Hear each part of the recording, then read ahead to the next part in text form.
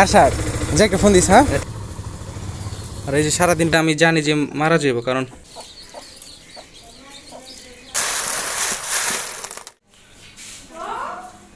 আসসালামু আলাইকুম।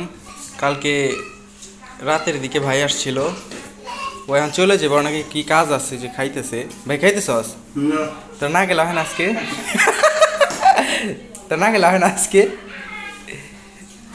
যাইতেইব? হ্যাঁ চল যাইতেইব। ওর গাড়ি বাইর করে দিতে হইব আমারই। আচ্ছা তুই খা, হ্যাঁ আমি গাড়ি বাইর করি। তোমার ভাই চলে যাইব, এর জন্য রে অল্প করে চকলেট আর অল্প করে খেজুর দিয়ে দিতেছি। ভাই তোর তো ক্যামেরাটা ঘুরে দিই তোরে।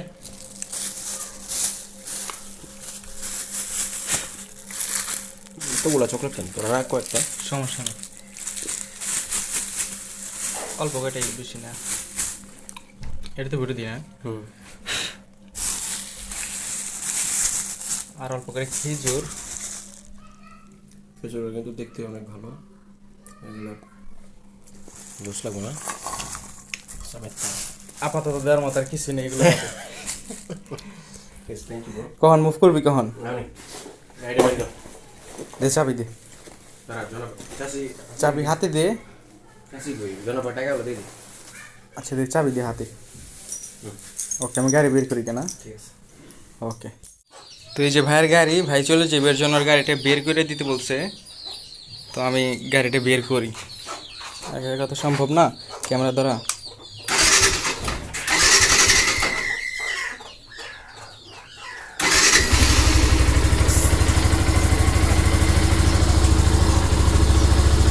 তো আমি গাড়িটা বের করি। আচ্ছা মামা একটা কথা আছে কোর্সের বিষয়ে, কোর্স সিলেক্ট করবা, পছন্দ করবা, পরে টাকা লাগলে আমার কই হবে। আচ্ছা কোর্স কিনবো নি? ঠিক আছে, বুঝতে পারছি। আচ্ছা ও মা পূজা ভিডিও করতেছে। একটা জিনিস লক্ষ্য কর। তোমার ভাই চলে যাইতেছে, সব কিছু দেওয়া শেষ, আর বিদায় দিয়ে আমার একটু কাজ আছে। যা হা দেখে যাইস, যা একটা ফোন দিস। এই শার্ট কার? কার কার শার্ট? যা একটা ফোন দিস। হ্যাঁ ঠিক আছে, জায়গা ওকে দেখে দিস। ভাইয়া যে যদি ফোন যদি কোনো কাজ করে দিও। হ্যাঁ এই খাইরুন স্যার। ওকে ওকে যাই, আল্লাহ হাফেজ, সময় নেই, অবস্থা থাকবে। আচ্ছা যা ফোন দিস, ফোন দিলে ধরিস। আর এই যে সারাদিন ভিডিও করে। তো ভাই চলে গেছে, এখন আমার যা কাজ আছে আমি সেগুলোই করবো, আপনারা দেখতে থাকুন। তো আমি কালকে ভাবছি যে আমার এই যে মুরগির বাচ্চা দিছে, এই বাচ্চাগুলোর আমার ঘরের পিছে যে জায়গাটা আছে ওইখানে রেখে দেবো, কারণ এইখানে যে বাকি মুরগিগুলো আছে ওইগুলো এটিতে মারে, তো মারার কারণে মারা যায়। কালকে একটা বাচ্চা মারা গেছে, আর আজকেও দেখি একটা বাচ্চা দুর্বল, ওইটার এইটা নিচে রেখে দিছি। দেখি এই যে মারাই গেছে মনে হয়। এই যে দেখেন, তো এই যে দেখেন, এই যে এই বাচ্চাটা দেখেন, এটা হচ্ছে আমার খুবই কষ্ট লাগতেছে, কারণ এটা হচ্ছে গলা ছিল মুরগি। আমার গলা ছিল মুরগি সহজে হয় না, কিন্তু এবার হয়েছে। দেখেন দেখেন এটা কেমন করে। তো এটা ভাবছি কি যে গলা ছিল মুরগি আমার খুব শখ, তো এটা হয়েছিল 3টা বাচ্চা হয়েছে সর্বমোট, আমি খুবই খুশি হয়েছিলাম দেখে। কিন্তু আজকে এসে দেখি যে এটা কীরকম যেন করতেছে, এখনও মরে নাই, কিন্তু এটা আমি জানি যে মারা যাবো, কারণ এটার কী করা যায় এখন খুবই কষ্ট লাগতেছে।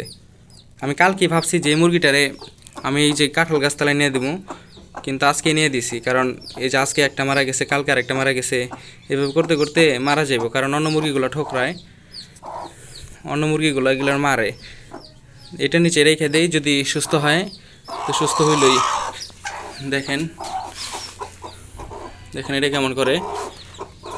আর এইটার মা হচ্ছে এইটা না, এটার মা অন্যটা, ওইখানে থেকে দিয়ে দিই, রেখে দিছি। যদি সুস্থ হয় আল্লাহ দিলে দোয়া করবেন সবাই। যদি এটা সুস্থ হয় তাহলে তো সুস্থ হয়, না হইলে নাই, আল্লাহ ভরসা। এই মুরগিটার উঠা দিই।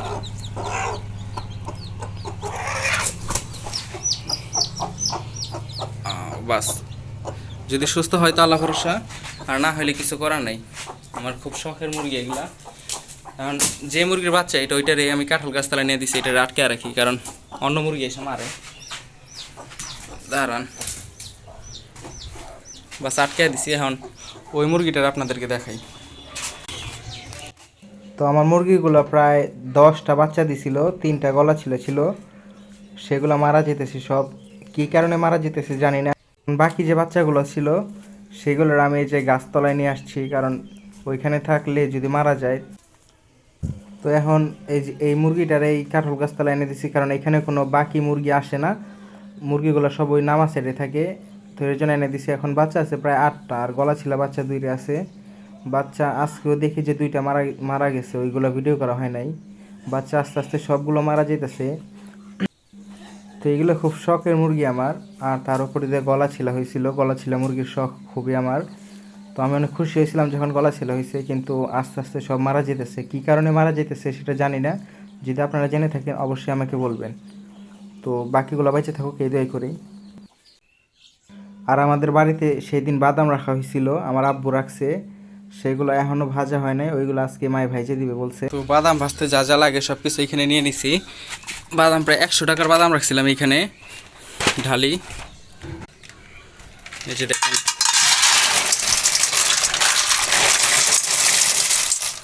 প্রায় 100 টাকার বাদাম এখানে রাখছিলাম অনেকদিন আগে। তুই ভাজা হয়নি, এখন এই মাটির চুলায় ভাজমু। যা যা লাগবে সব আইনে নিছি, যে ভালো আছে। তো মা এই বাদামগুলো ভাইজে দিতেছে। মারে বলছি যে মা তুমি ভাইজে দাও, কারণ আমি তো ভাজতে পারি না, আর মা এগুলোতে এক্সপার্ট বেশি। বাদাম প্রায় ভাজা শেষ, অনেকগুলো বাদাম ভাজছি, অনেকগুলো। দেখেন আগুনটা কি সুন্দর দেখা যাইতেছে না?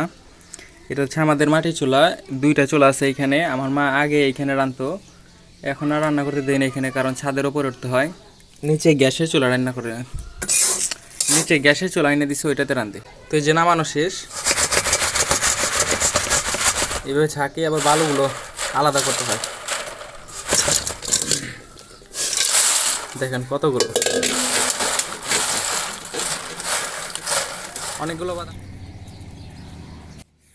তো এই ড্রাগন গাছগুলো আমি বুনছিলাম, অনেকদিন যাবৎ পানি দেওয়া হয় না, তো আজকে ভাবছি পানি দিব, এর জন্য পানি দিতেছি। আর এই ড্রাগন গাছগুলো আমি 2টা শাখা আইনা বুনছিলাম আমার পাড়ার প্রতিবেশীর কাছ থেকে। ওই শাখা থেকে অনেকগুলো শাখা হয়েছে, পর আমি সবগুলো বালতিতে লাগাই দিছি। এগুলো এখন প্রায় আমার থেকেও বড় হয়ে গেছে, প্রায় 6 ফিট। এখনও ফুল ধরতেছে না বা ফল আসতেছে না। আপনারা যদি কেউ জানেন যে কতদিন লাগে ড্রাগন গাছে ফল আসতে, তো অবশ্যই আমাকে বলবেন। আর এই গাছগুলোতে অনেক কাটা থাকে। আর এই সাইডে হচ্ছে বেগুন চারা লাগাইছিলাম, মূলত আমি লাগাইনি, আব্বু লাগাইছিল। এই বেগুন চারা থেকে 4টা বেগুন হয়েছে, 4টা বেগুন আমরা খাইছি। তো গাছ টাছ থাকলে এইভাবে আর কি খাওয়া যায়। তো যাই থাক, ভিডিও আর বেশি লম্বা করবো না, আজকে যা যা করলাম তাই আপনাদের সাথে শেয়ার করলাম। সবাই ভালো থাকবেন, আল্লাহ হাফেজ।